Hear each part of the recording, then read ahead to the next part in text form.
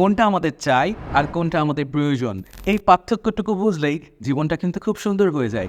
আমাদের কিছু চাওয়ার শেষ নাই, সেই চাওয়া থেকে আমরা ক্যামেরা কিনি, কিন্তু ক্যামেরা কেনার পর আর যত্ন নেওয়া হয় না।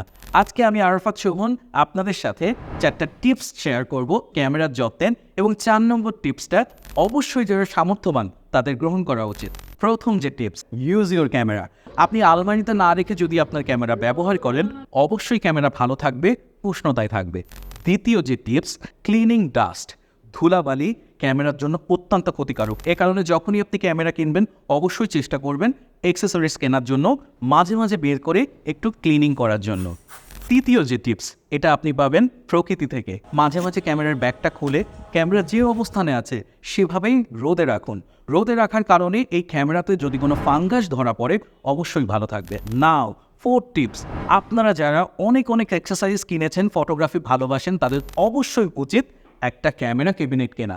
একটা ক্যামেরা ক্যাবিনেট কিনে তাতে যদি আপনি জিনিসগুলো রেখে দেন এবং এখানে যদি লেন্সও রেখে দেন, এবং ডেফিনেটলি এখানে একটা কন্ট্রোলিং পাবেন যেটা একটা উষ্ণতা তৈরি করে রাখবে, তাতে কখনোই ফাঙ্গাস পড়বে না।